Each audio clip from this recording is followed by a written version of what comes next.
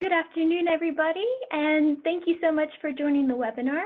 My name is Macy Morin, and I'm a program coordinator here at the National Association of Regional Councils, also known as NARC. We're excited to be bringing you this regional digital inclusion webinar in partnerships with our friends over at BroadbandUSA. And this is a second in a series of webinars that we've been putting together with them, exploring how regional councils across the U.S. are promoting the planning, deployment, and utilization of broadband everywhere. So with that, I would like to go over a few housekeeping items first. If you're experiencing any technical issues during the webinar, please email me. My email is on the slide there, but it's also macy.morin@narc.org. We're hoping to have some time at the end for question and answers. You can submit a question at any time during this presentation by typing it into the questions box at the right-hand side of your screen. A link to the webinar recording will be sent to each of you tomorrow in our follow-up email. You can also find it on our YouTube page of the National Association of Regional Councils. And you can also download the PowerPoint slides right now from the handout section on your right. And just as you know, those slides do tend to take a little bit of time, anywhere from 5 to 20 seconds, so please be patient in the meantime. So with that, today's agenda, we will start off with Amy Tseng from BroadbandUSA. She will provide us with an overview of digital inclusion, including definitions that you may find helpful, why this concept is important, some strategies you may want to utilize, and what regional councils can do specifically to promote digital inclusion. Then we have Sarah Doherty from Eastgate Regional Council of Governments, and she will share the experiences she's had so far with facilitating regional digital inclusion in Northeast Ohio. So with that, I will be turning it over to Amy. Okay, thank you, Macy, and good afternoon, everyone. As she mentioned, my name is Amy Tseng, and I work for the BroadbandUSA program, which is part of the National Telecommunications and Information Administration, also known as NTIA, which is part of the U.S. Department of Commerce. And really, again, thank you for inviting our agency to share our insights on broadband and digital inclusion. It's been really great partnering on this series of webinars. Next slide. So some of you may have attended our previous webinar, Broadband Planning, but for those who don't know us, I'd like to start by giving you a short background about my agency. So again, NTIA is under the U.S. Department of Commerce, and we're responsible for advising the executive branch on all sorts of domestic telecommunications and information policy issues. Our major initiatives cover broadband access, adoption, and use, spectrum policy, general internet policy, including privacy, digital privacy, the Internet of Things, the digital economy, and internet governance, as well as public safety. Next slide. So a little bit more detail on what BroadbandUSA does. We support community efforts to increase broadband access, adoption, and digital inclusion in a number of ways. We help educate state and local leaders and other stakeholders by providing guides and tools and presenting webinars on a variety of broadband topics. We also convene key stakeholders such as these government entities, industry, nonprofits, and advocacy groups, and help facilitate conversations amongst the different groups. And these can be in-person conversations. We actually put on a number of workshops and convenings, as well as conference calls and online meetings.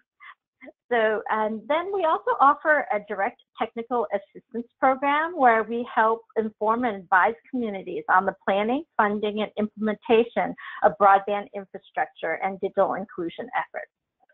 Next slide. So what is digital inclusion? I've given you some formal definitions. These definitions are found both from our Broadband USA glossary of broadband terms, which is on our website, as well as the National Digital Inclusion Alliance, which is a great nonprofit that's helping to do some national education around digital inclusion.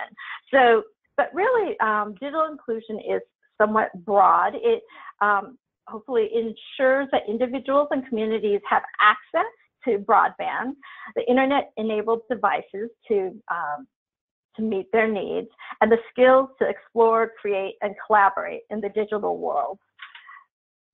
And next slide. So what does that exactly mean? Well, there are different aspects of digital inclusion. So starting with broadband availability, which is really the foundation for digital inclusion. You need to have broadband available in your community, but it really is only the first step. Even with just broadband connections, you have to think about affordability. Is access affordable, and the speed and quality of those connections. So a lot of focus is around this access affordability piece. In fact, I was just talking to a group who thought that digital inclusion was just limited to this, but really you also have to take into account the fact that people need the appropriate devices to access the internet. I've heard many stories of students trying to type papers into their cell phones because they don't have a computer. Again, the whole idea of what device is appropriate to the person's needs and what they're actually trying to accomplish, and is that affordable, accessible to them. And then beyond just the tech part of it is really the skills. And really what I like to think about is digital inclusion is really focused on the people part of broadband and not just the device and network part of it. People need digital skills in order to use the internet in ways that benefit their lives. Of course, you know, entertainment is a big part of it, but there's a whole set of skills that are needed to be able to use the internet to get a job, hold the job, to actually conduct homework online or help your child with their homework, to access and use e-government services, and also discern information online. There's been a lot of news about that and how to protect themselves online in terms of privacy and security and from online scams. So another aspect that's just coming into the whole digital inclusion discussion is around innovation and how do you create an inclusive innovation environment. So traditionally underrepresented communities really need to be able to participate in the creation of technology and have the skills to do that in order to be part of the whole 21st century innovation economy. Next slide. So here's some statistics as to why is digital inclusion important. Really, digital equity is critical to economic growth as well as personal opportunity. So students need computers and internet access to complete their homework. There's been a lot of literature recently about the homework app. In addition, they need the internet to prepare for standardized tests and apply for college. The ACT testing service recently conducted a survey of people who had students who had taken their tests, and they'd found a significant number of low-income students who were not able to do their test prep at home online and had to go do it in school and in libraries, which of course sets them back quite a bit compared to other students.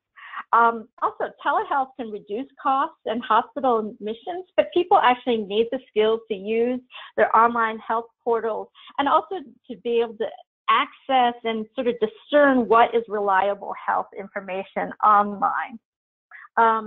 Nearly all job search is now conducted online, and according to a recent Brookings report, the majority of jobs need at least a medium level of technical skills. In terms of small businesses and entrepreneurship, again, there have been studies that show that small businesses can increase their business and earnings by using the internet, but many entrepreneurs lack the requisite skills to really leverage online tools. Next slide.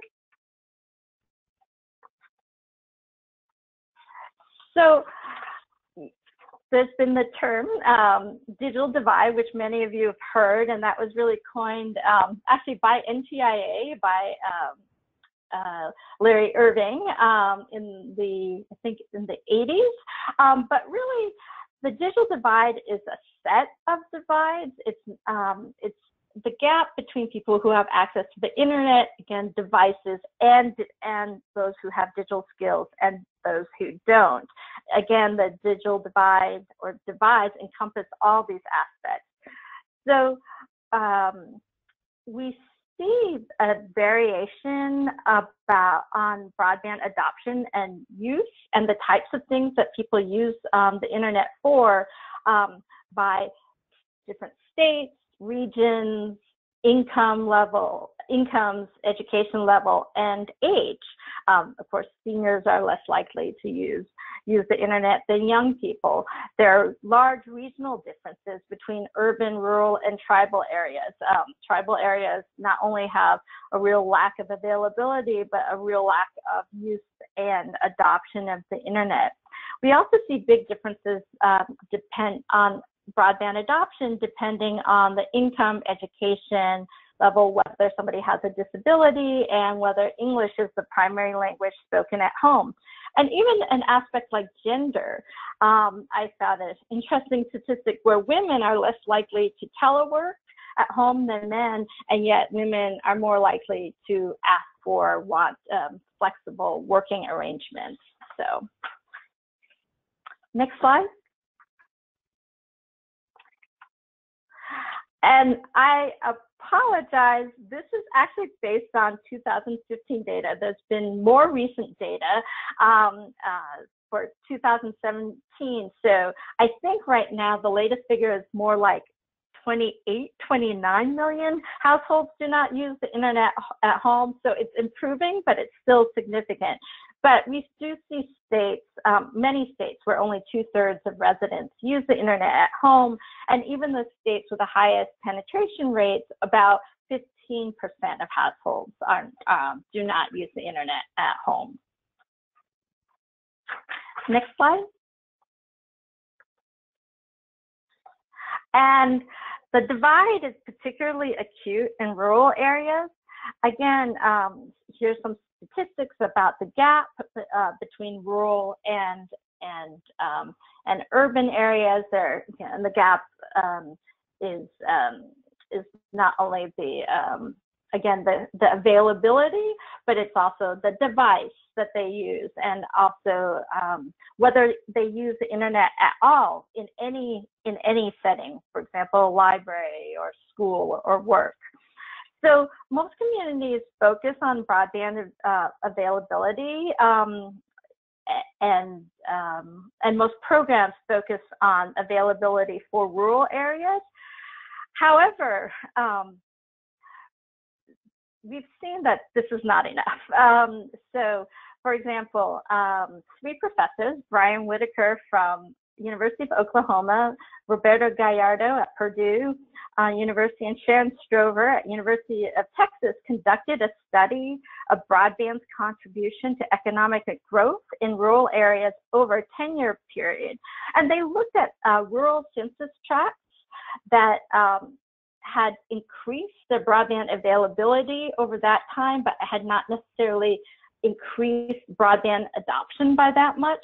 And then they compared that to census tracts that had increased both the availability and also the adoption of broadband, and found that only the areas with increased broadband adoption reap economic benefits of job growth, higher incomes, etc. I mean, this all makes common sense. If people don't use internet, a community is not necessarily going to benefit from greater availability. But this really points to a need to focus policy on encouraging people to use the internet and not just making it available to them, i.e. If you build it, they will come, does not necessarily work in this case.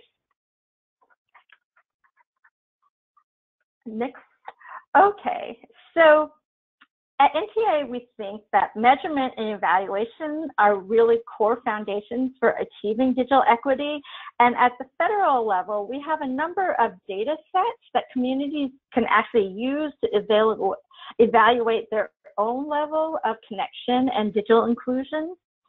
So the NTIA conducts a national survey on computer and internet use called the NTIA's Digital Nation Survey. And this is conducted as a supplement to the Census Department's current population survey, which is used to calculate employment data.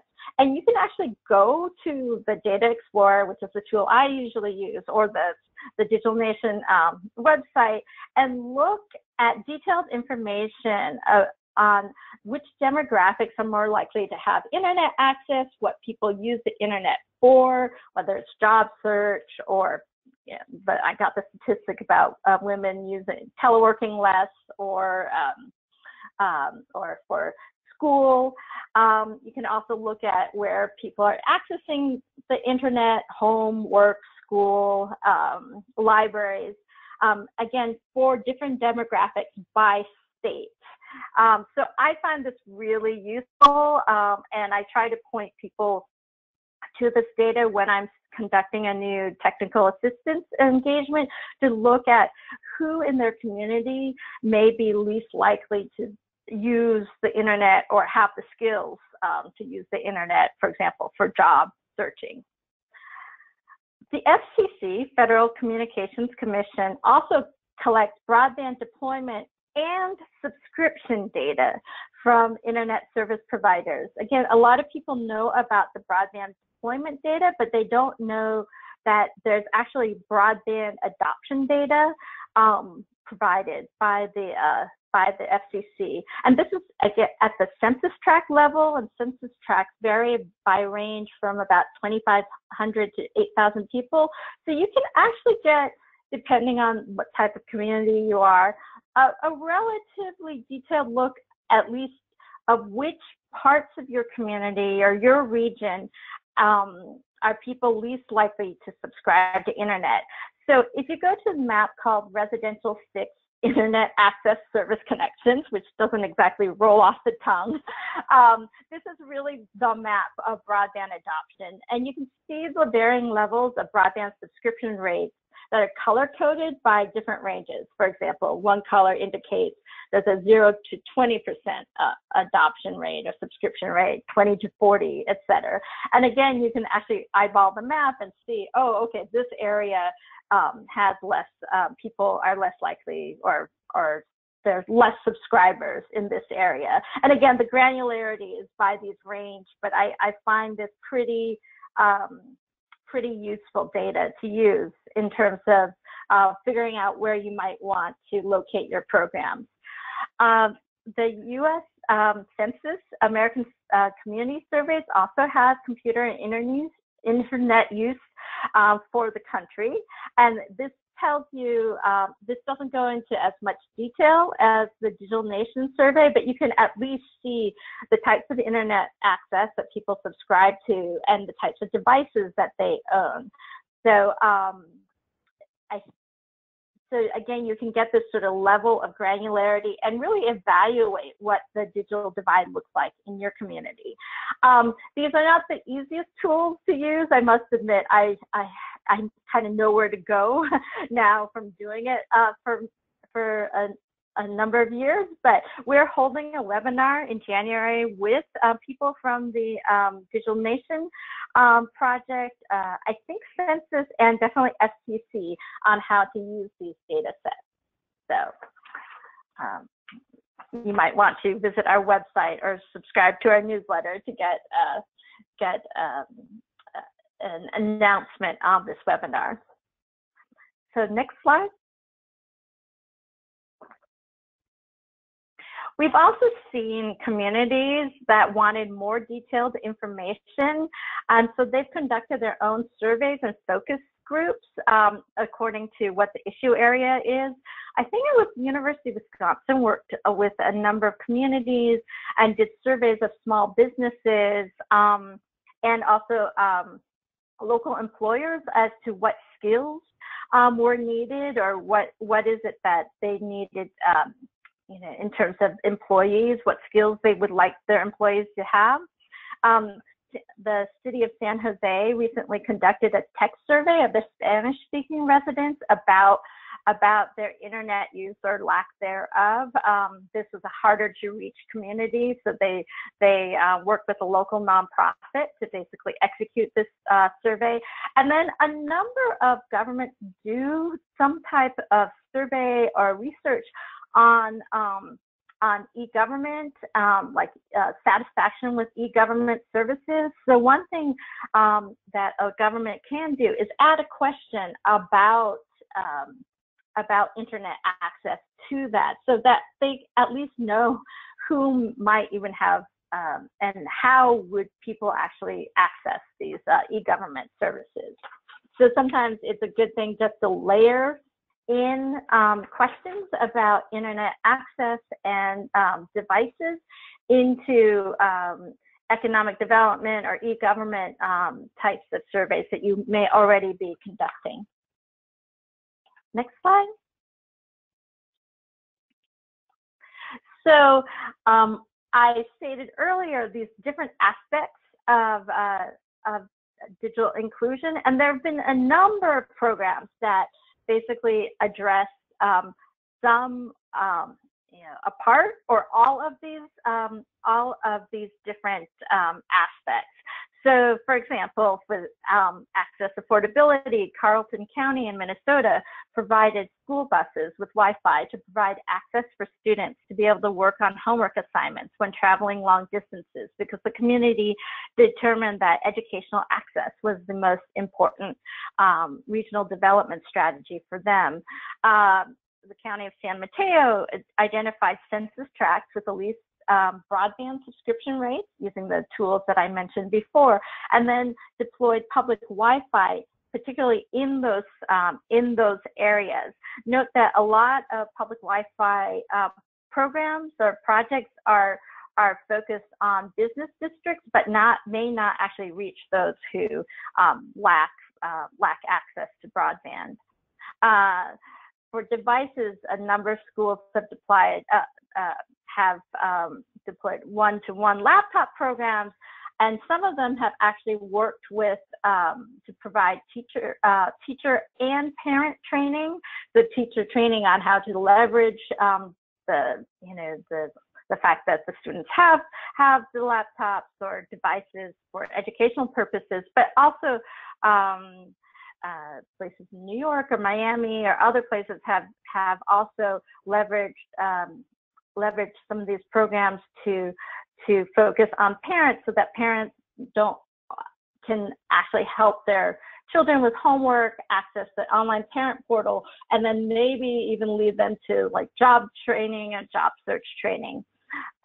North Carolina is working with local refurbishers to train people on to be computer technicians and supply computers to local nonprofits and through the local nonprofits to community members.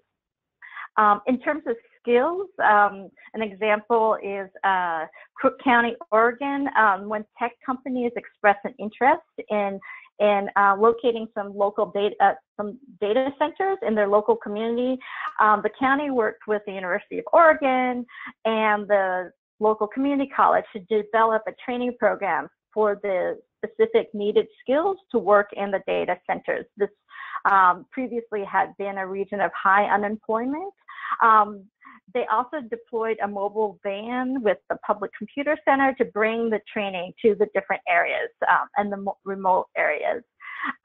Another aspect of digital skills is the University of Nebraska Extension has been doing remote training for rural entrepreneurs on how to use Facebook and online services for marketing, also how to develop a website, how to do accounting. And so again, the whole idea is reaching people where they're at. And then we're seeing a huge, a ton of activity around the innovation economy. Libraries are building maker spaces.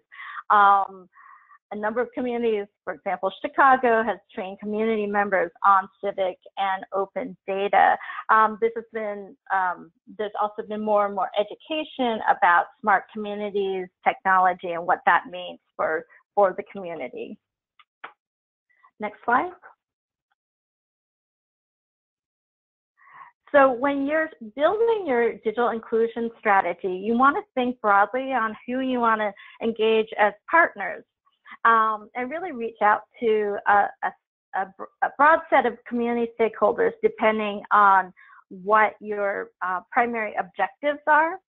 So you should look for, if there are existing coalitions around economic and workforce development, can you layer digital access and skills development into the work of these coalitions? Or some areas actually take the approach of building a specific coalition around digital inclusion. For example, in Charlotte, North Carolina, community leaders formed the Digital Charlotte Coalition after a report cited Charlotte as having the least economic mobility of any major city in the US.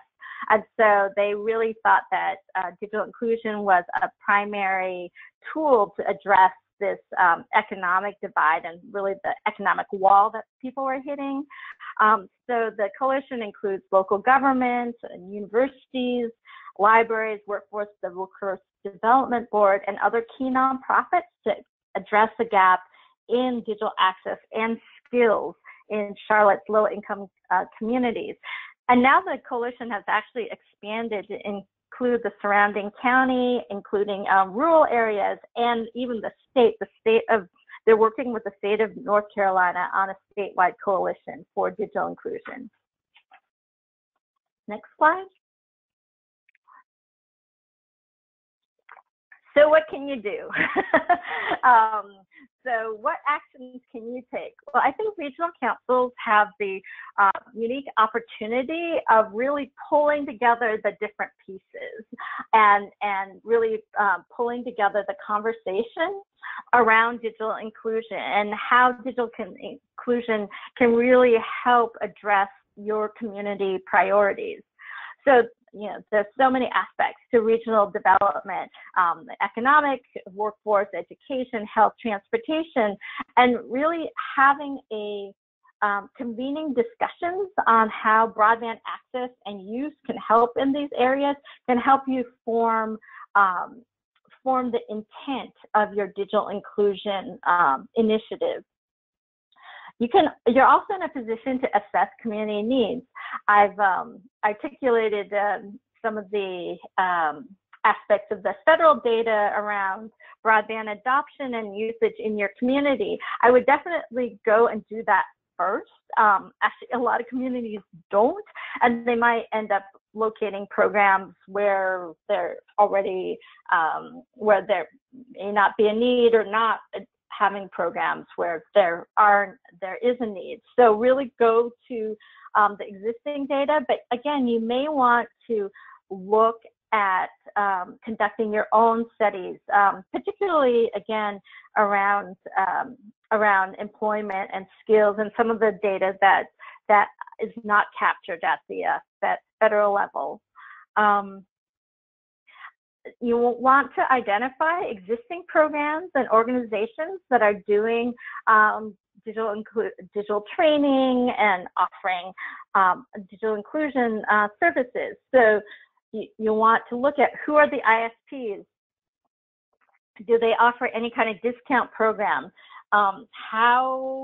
What is the outreach strategy around these programs? Do the schools have a one-to-one laptop program? So therefore, you know that people actually have computers at home, but do they have internet at home? Are there local computer refurbishers? What types of training and access do the local libraries and community centers provide? Are there existing urban programs that could expand into suburban rural areas? I've actually seen this in a lot of cities with strong programs like Charlotte or Seattle or Washington, D.C., where the actual digital inclusion program that may have been operating for a long time in their area are now expanding regionally or even statewide. So once you've identified the programs and you've also looked at the needs, you can start identifying the gaps and coordinate partnerships to address the gaps.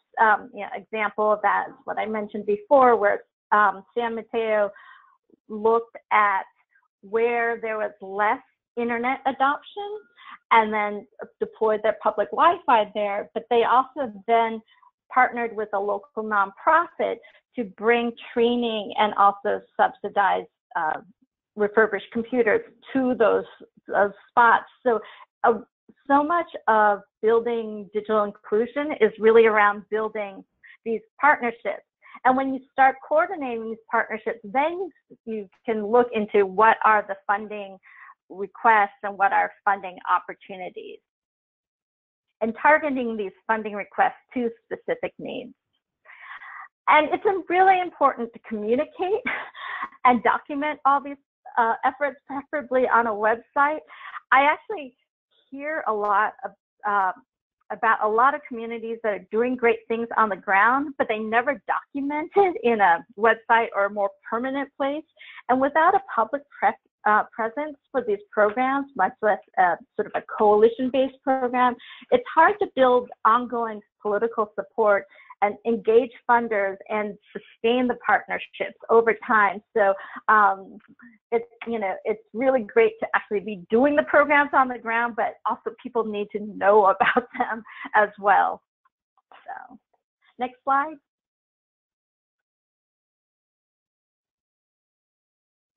So this is the goal, is to develop truly connected communities, with broadband being a foundation for economic development and really thriving communities. And so really digital inclusion and broadband can touch upon all of these issues.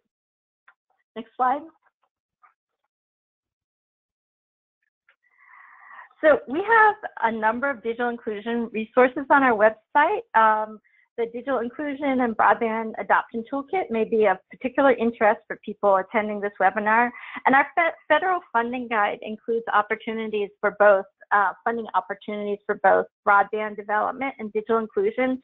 And we're actually updating the guide now, but it's probably worth to see, to look at the current version. As I mentioned before, we also host a monthly webinar series where we have speakers talk about different broadband and digital inclusion related topics. We actually have a webinar tomorrow on broadband and healthcare. You can go to our website to register.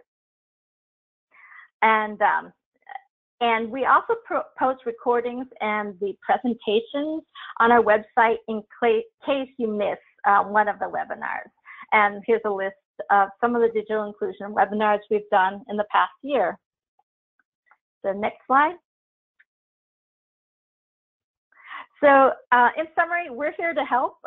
We have a mailing list so you can get announcements about our upcoming events, webinars, and receive our newsletter. And so feel free to email us at this email address. And you can also contact us directly to request technical assistance. I work with many communities across the country to help them develop their broadband adoption and digital inclusion strategies. I have colleagues who focus more on broadband infrastructure planning and smart communities technology. So if that's your interest area, still just contact us and we can make sure the right person can help you out. So thank you so much, and I look forward to answering your questions. All right, thank you, Amy, so so much. I appreciate it, and I appreciate your focus on, that digital inclusion is all about the people and less about the infrastructure. And, I think it's a big point.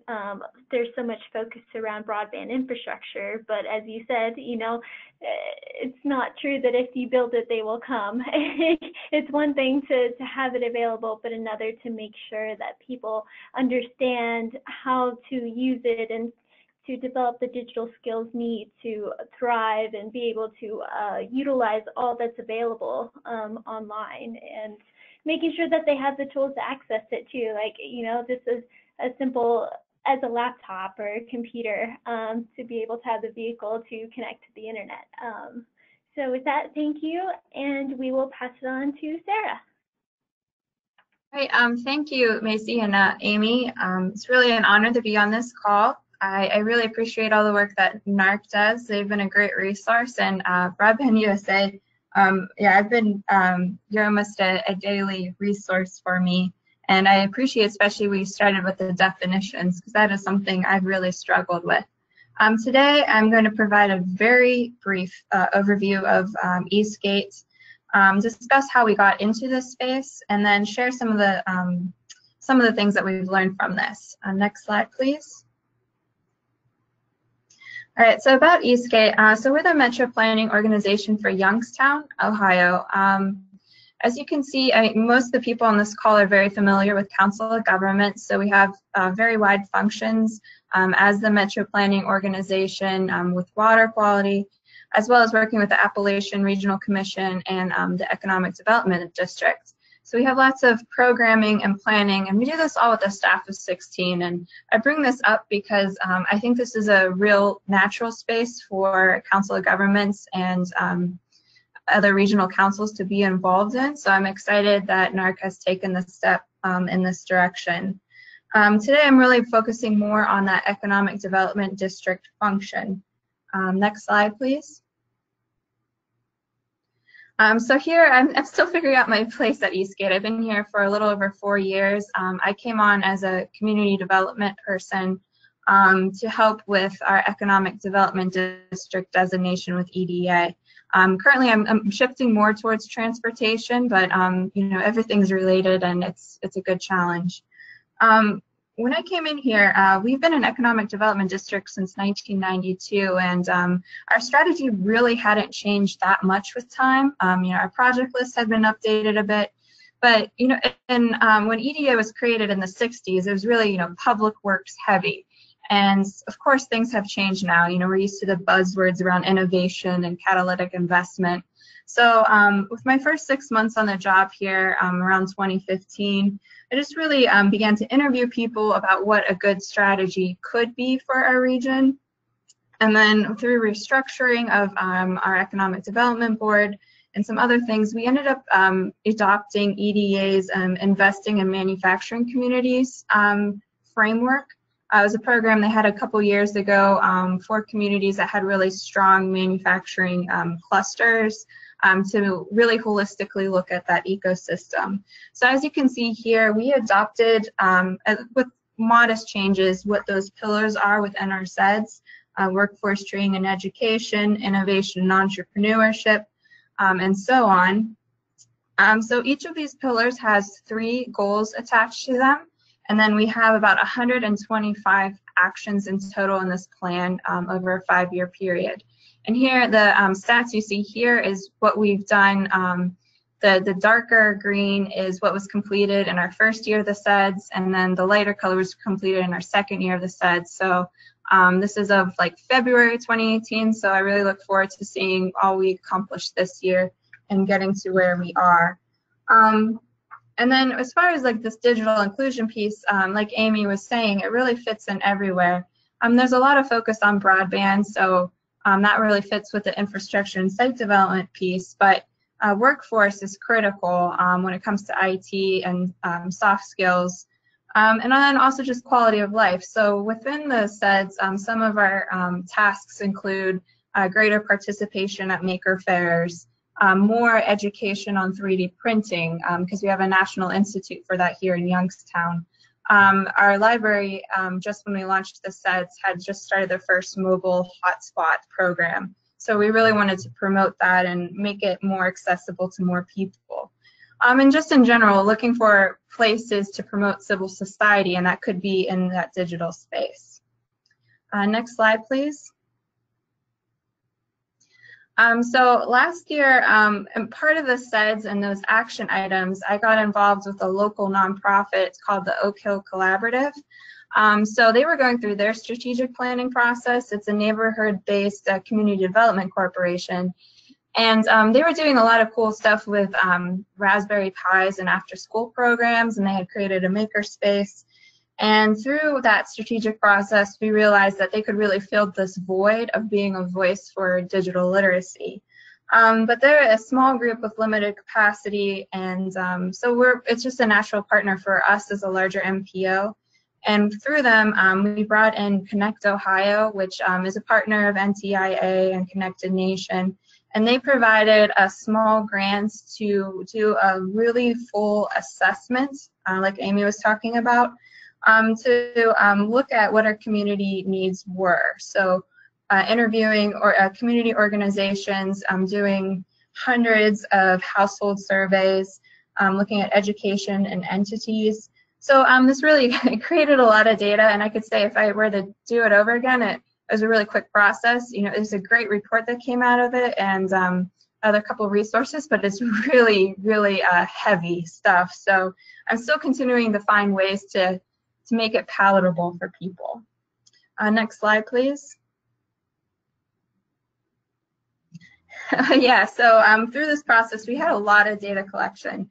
And I think following up with what Amy has said, what was kind of revelatory for me is realizing that in our the two counties that represent the urban area, the other county is part of the non-urban rural area, and that wasn't included in the study, just because we don't work with them full-time on all aspects in our agency.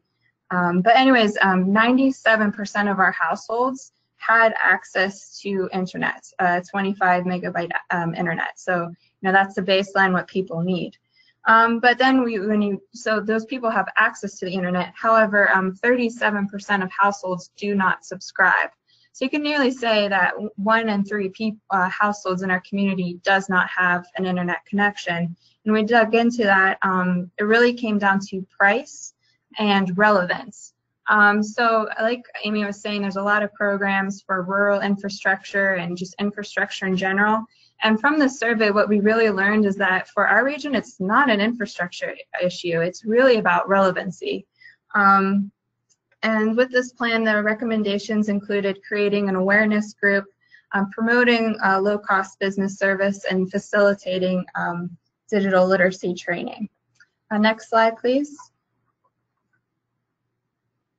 All right, so we took this to heart, and as part of implementing our SEDS, and speaking to that small nonprofit that really wanted this study done and some other partners, since we are that regional council and we have a good convening role, and we have lots of small communities, unlike say like a metro like Seattle or Charlotte, we really became the home for this space. So every other month we put together a forum, and I call it a working group.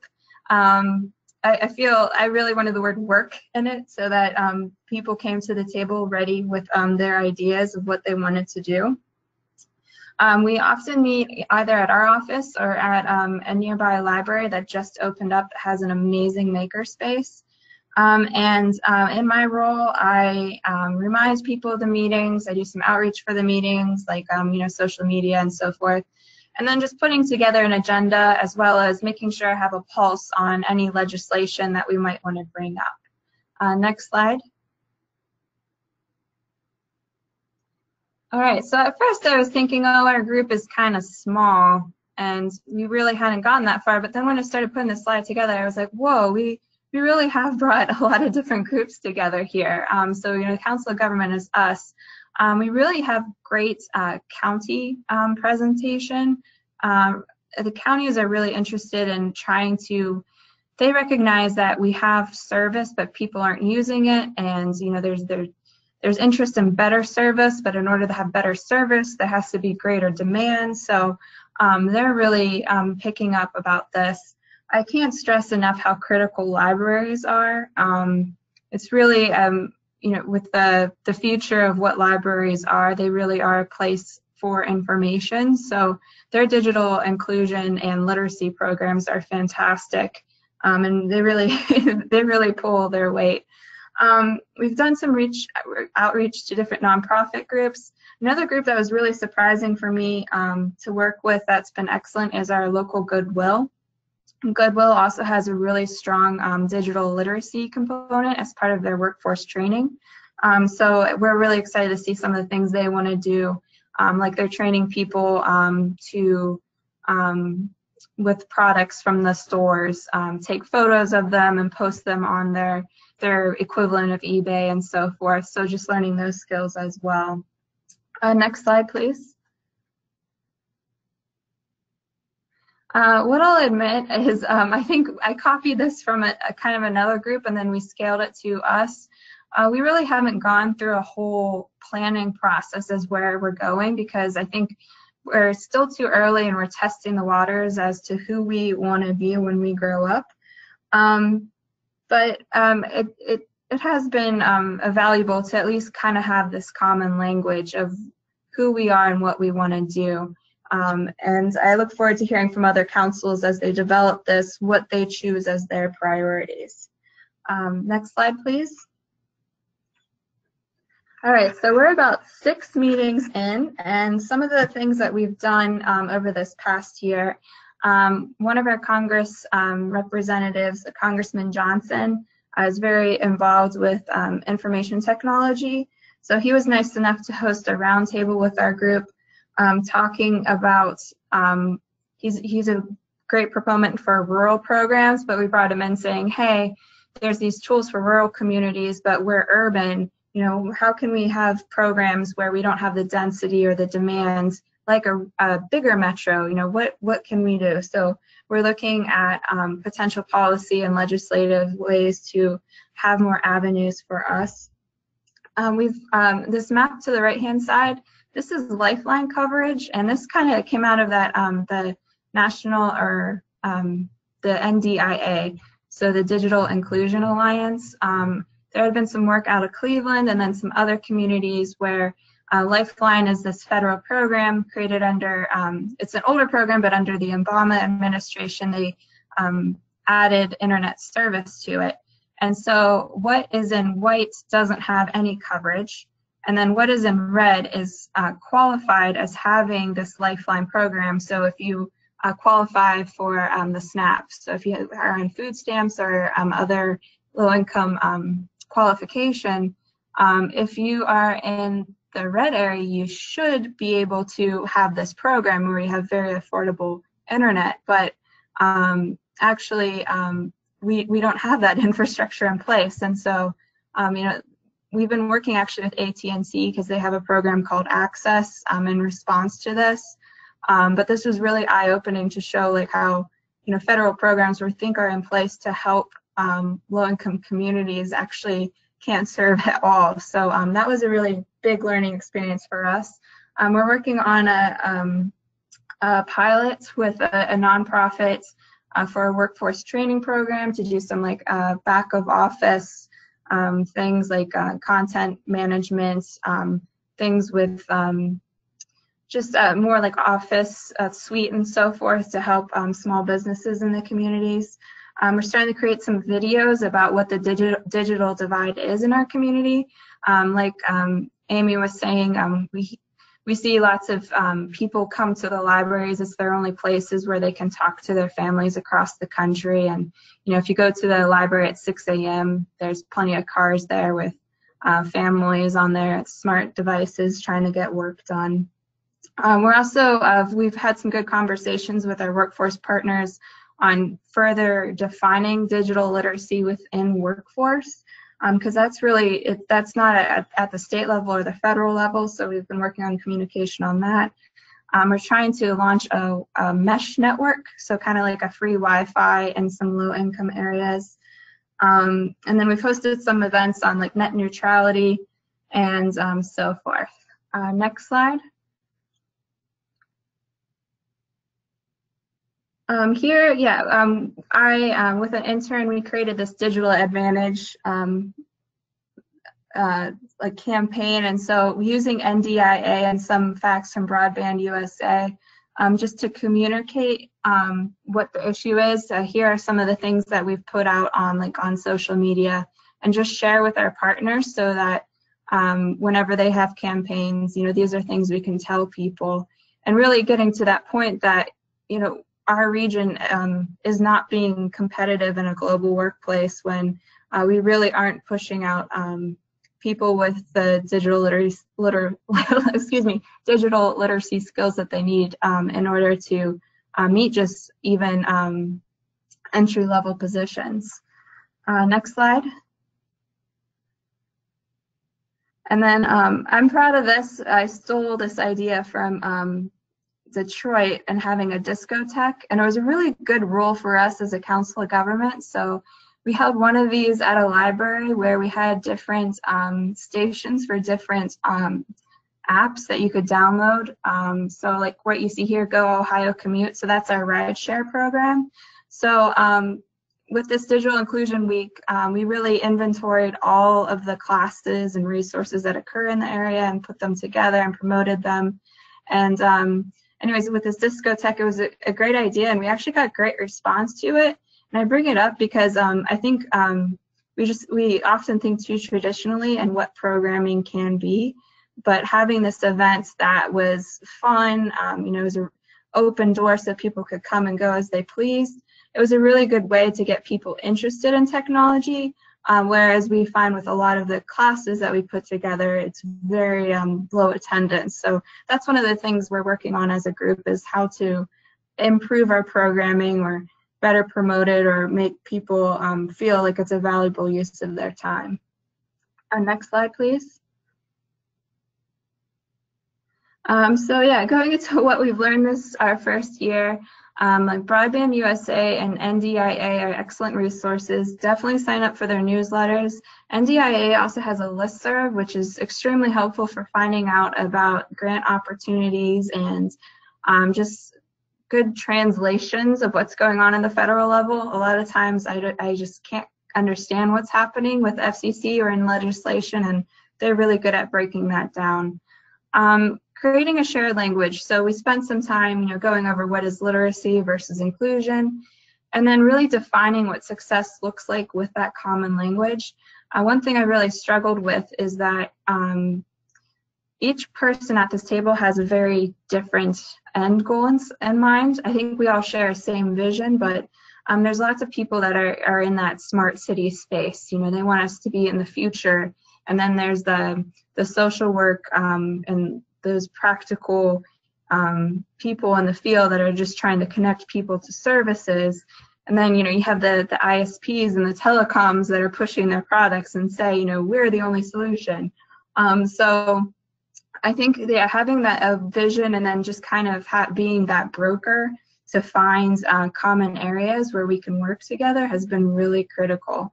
And then last, I say make the intangible click. I've really struggled because this isn't a roadway, a bridge, or something concrete. It's very, very hard to communicate to our leadership as well as our boards and the political factors. So I find the factoids help. Hopefully, as we do more outreach with videos and so forth, that can help too. I also found the more anecdotes you do about jobs and workforce, the more heads turn to. So, I mean, it's a little unfortunate, but that's kind of, I think, where we need to go if we want to grow this group. But it's been a great experience, and we'll see where we go in year 2. Thank you.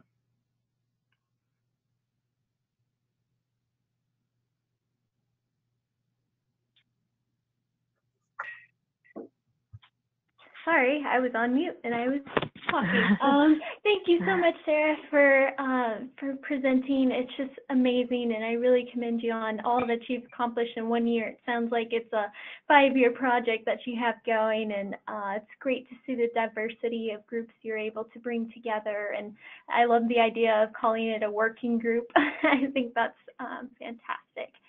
So with that, just want to see if there are any questions out there while we have a few more minutes. While we're waiting for any of those, I know I have tons of questions that I could ask, but I'll just focus on this one for now.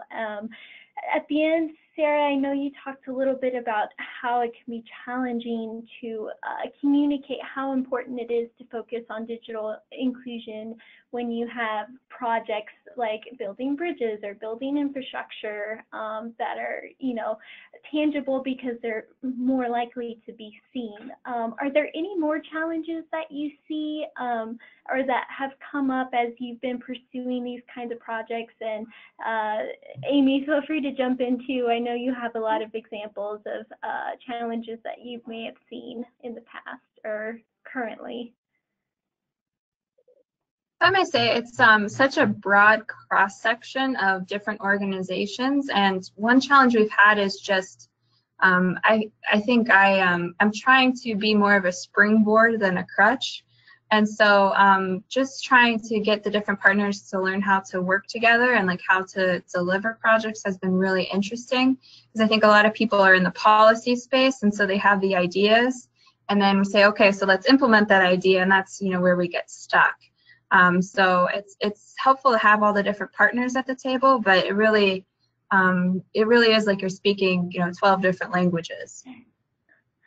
Right. That makes sense. Yeah, to add on to that, I do see people. The thing is that digital inclusion cuts across so many different fields, and then so people want to go very broad. And I'm always advising, like, okay, just build partnerships and build partnerships of the willing, like Sarah is saying, the people who are actually will work, and get and are action oriented, and sort of build out from there. So, I know that again, this can touch education and workforce and all these different things, but if you try to tackle it all at once, it can get a bit much. So I think going for those partnerships and projects for the win and sort of counting on building out from there is a good strategy. Otherwise you can get sort of entangled and stuck. Another thing too is that people are like, where are we going to get funding? Where are we going to get funding? They focus on that first. But then I'm like, but have you determined what you want funding for? So again, it's sort of a chicken and egg, but a lot of what can happen with this, and especially somebody at a regional council could do, is help do that coordination, awareness / partnership building work, which doesn't necessarily need funding at first, but then may lead to and hopefully leads to funding or joint fundraising. So yeah, I could say for us, it fits perfectly into the work programs in which we're funded. So using the funding from EDA or ARC, we're able to do this work because it's not too time intensive, but just with what we've done, we've attracted the local foundations want to be involved and so forth. So I agree, if you kind of know where you're going, the funding will come out of the woodwork. Mm-hmm. Oh, thank you so much. And I know, Sarah, something we talked about at the beginning too, another challenge is that when it comes to digital inclusion, it's everybody's responsibility, and at the same time, it's nobody's responsibility. So trying to Absolutely. navigate that and figure out, where do you start, who do you bring in, and, trying to form that group is really important. All right, well, I don't see any questions, and we are just about out of time. So before I let everybody go, I just wanted to let you know about a couple more webinars we have coming up this week. Tomorrow, we're going to be talking about the midterm elections and what comes next as far as the rest of this lame duck session, as as well as what we expect for next year. And we'll also be talking about opportunity zones, the new rules that have come out about it, and talking about the timeline and what it could possibly mean for regional councils going forward. That'll be on Thursday. Both of them will be at 3 o'clock Eastern, so I hope you guys can join me for that. You can email me if you have that, and on the last slide, of course, we had all of our emails, so if you think of any questions going forward about digital inclusion, just wanting to know more, or wanting to be connected to National Digital Inclusion Alliance or any other resources, feel free to reach out to any of us. I know we'll all be happy to help. So with that, thank you, Amy and Sarah, so much for being a part of this. This was a really great conversation, and I hope you found a lot of value from it as well. And with that, thank you so much, and I hope you all have a great day. Thank you. Thank you. Thank you.